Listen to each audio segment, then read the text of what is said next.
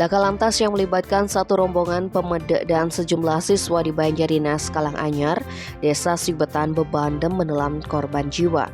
Satu orang penumpang dari rombongan pemedek dinyatakan meninggal dunia Senin 23 Januari.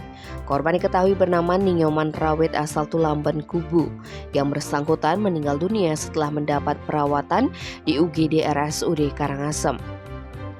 Kabid Pelayanan RSUD Karangasem, Dr. Komang Wirya yang dikonfirmasi Selasa 24 Januari membenarkan hal tersebut.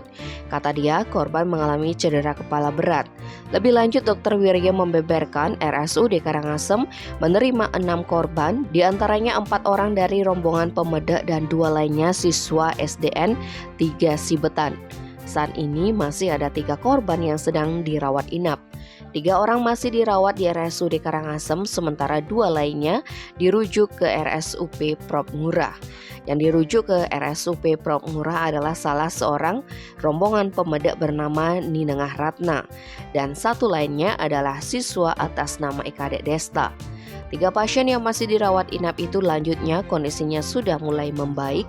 Mereka diantaranya 2 orang mengalami cedera kepala dan 1 lainnya di leher.